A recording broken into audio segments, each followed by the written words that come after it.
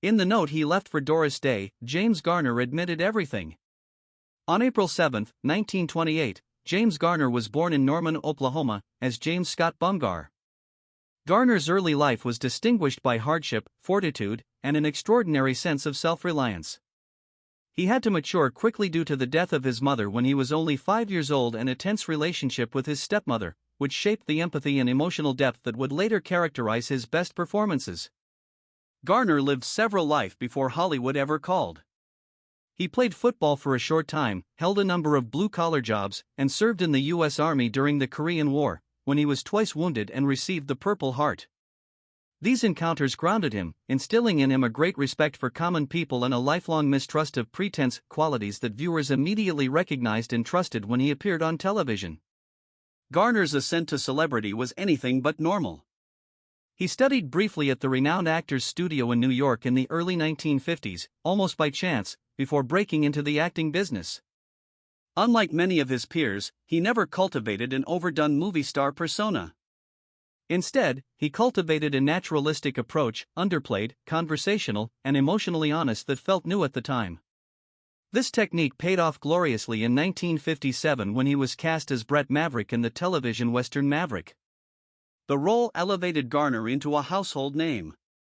As the charming, smart, and slightly reluctant gunslinger, he broke classic western clichés, introducing humor, irony, and intelligence to a genre dominated by stoic protagonists. Maverick did more than make Garner famous. It formed the blueprint for his career. Again and again, he presented guys who were brilliant rather than dazzling, moral without being pompous, and strong without trying to prove it. Garner always exuded kindness and quiet strength, whether he was portraying an older cowboy, a love lead, a soldier, or a private investigator. His crossover from television to film was easy. In movies including The Great Escape, 1963, The Americanization of Emily, 1964, Grand Prix, 1966, and Support Your Local Sheriff, 1969. He exhibited extraordinary variety, blending drama, comedy, and action with ease. One of Garner's defining features was his resistance to be bullied by the studio system. He sued big studios over unfair contracts and won, at a period when actors were sometimes helpless. He gained recognition in the industry as a quiet pioneer for actors' rights as a result of his legal battles against Warner Brothers and then Universal. Although Garner never aspired to be an activist, his readiness to defend justice was a reflection of the same moral character that influenced both his personal and professional lives. With The Rockford Files, Garner made a stunning comeback to television in 1974 and created private investigator Jim Rockford, one of the most recognizable characters in TV history. In contrast to the slick detectives of the time, Rockford was always broke, emotionally guarded, and physically abused, but he was incredibly endearing. Garner imbued the character with humor, tenderness, and empathy, garnering an Emmy Award and confirming his legacy as a maestro of the small screen. The show's success persisted for decades, influencing other crime dramas that followed. Even as he matured, Garner's star never waned. He handled mature roles with elegance, delivering truly touching performances in films such as Murphy's Romance, 1985, which garnered him an Academy Award nomination, and Space Cowboys 2000. Perhaps most eloquently, he portrayed the older Noah Calhoun in The Notebook, 2004, delivering a beautiful, dignified picture of enduring love that brought him to an altogether new generation of followers. James Garner's love story was as unique, genuine, and enduring as the man himself. A unique Hollywood romance that beat the odds and quietly stood the test of time.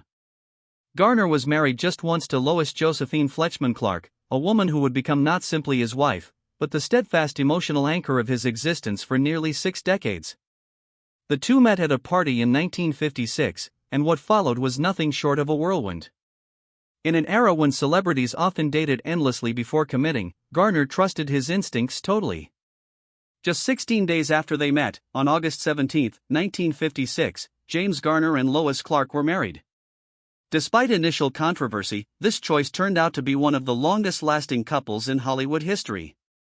Later, Garner used his characteristic candor and humor to discuss that headlong leap into love. "We went to dinner every night for 14 nights, he once recounted. I was really obsessed with her. The newlyweds' honeymoon was modest by any standard, especially for a man who would go on to become a great television and film star. Garner famously quipped that he spent just $77 on the trip and that it nearly broke him.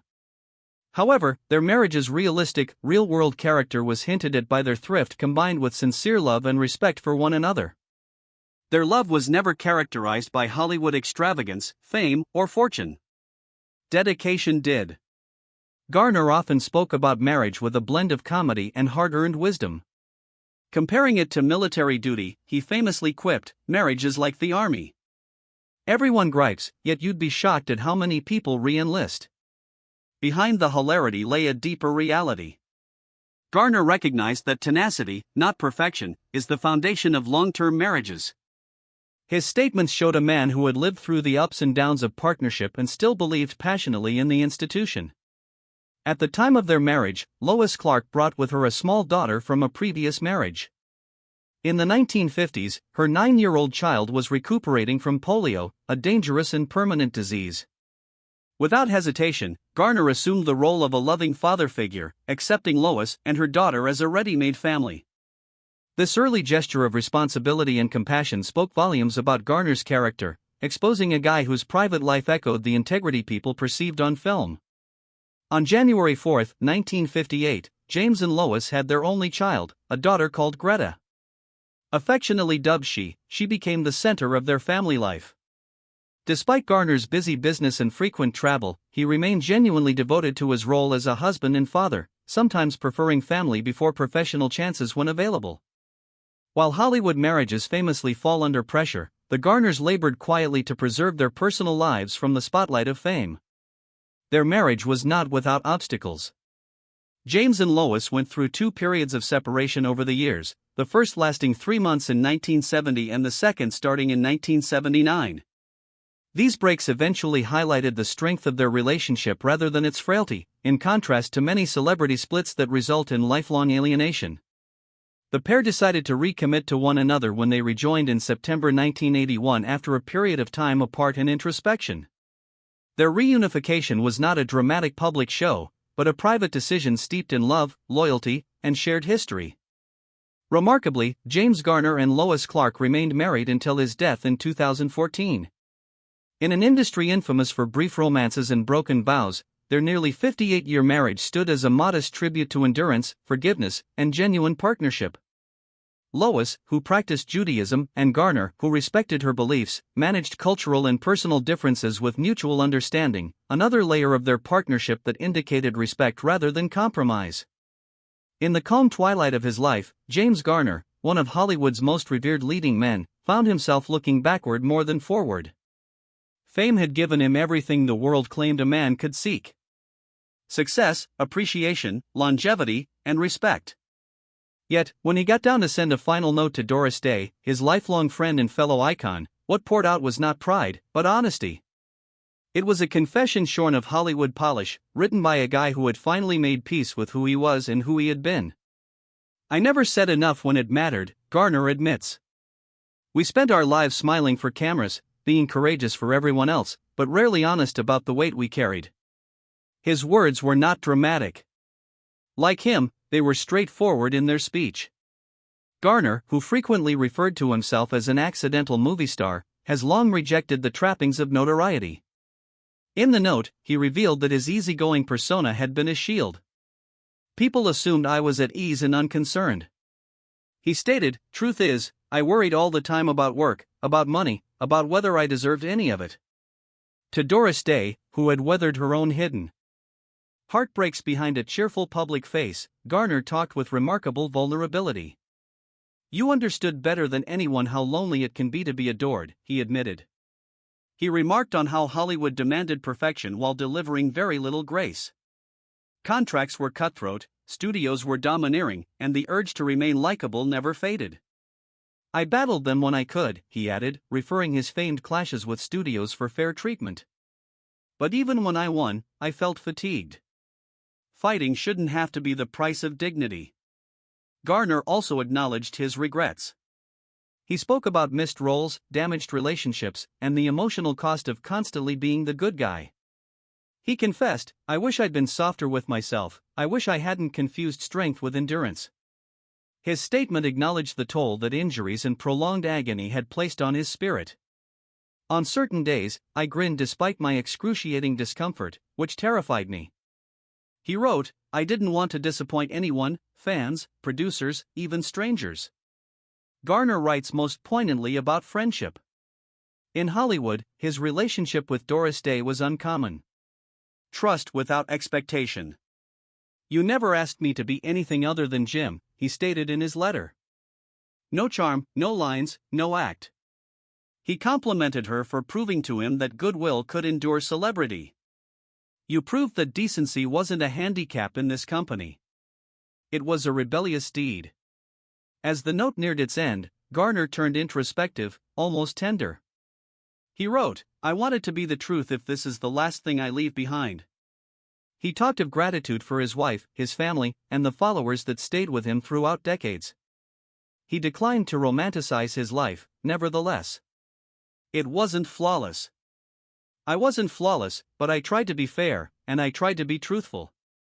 His parting comments to Doris Day were straightforward yet painful. Garner stated, if I've learnt anything, it's that kindness endures longer than fame.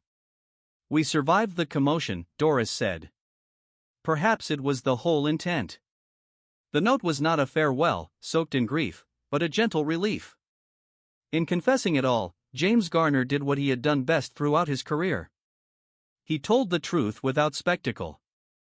And he left behind something far more durable than fame in the process. A reminder that honesty, humility, and the guts to eventually speak from the heart are what give even the most admirable lives significance rather than praise. James Garner and Doris Day were adored Hollywood stars who maintained a loving decades-long friendship and starred together in two classic romantic comedies in 1963. The thrill of it all and Move Over Darling, playing married couples and clicking instantly due to their down-to-earth Midwestern dispositions.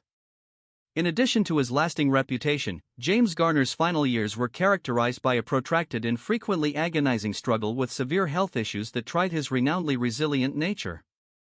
During the grueling production of The Rockford Files in the 1970s, a show that demanded hard physical work and regular stunt activities, Garner's knees began to weaken dramatically. What started as wear and tear soon became a persistent and debilitating problem. Over the course of that decade, he endured 6 or 7 knee procedures, constantly returning to work despite persistent pain and restricted mobility. The damage was finally so extensive that in 2000, Garner needed full knee replacement surgery on both knees, a monument to how much his body had suffered in service to his trade. Orthopedic injuries weren't the only difficulties he faced. On April 22, 1988, Garner encountered a life-threatening cardiac crisis when he underwent quintuple bypass heart surgery. The process was severe and sobering. Yet, many close to him amazed at how swiftly he rebounded. Doctors aggressively pushed him to cease smoking, a habit he had maintained for much of his life. Although quitting proved difficult, Garner eventually succeeded, giving up cigarettes in 2005. Gigi Garner, his daughter, subsequently considered how deeply embedded the habit had been, pointing out that her father had been smoking since he was 12, making his eventual decision to give it up all the more amazing. Garner had a stroke in May 2008, which was another significant health setback. He had surgery on May 11, 2 days later, in connection with the incident. Despite the seriousness of the occurrence, his doctors reported his prognosis as highly optimistic, bringing hope to admirers who had followed his career for decades. However, his health never fully recovered from the stroke, which was a turning point in his life.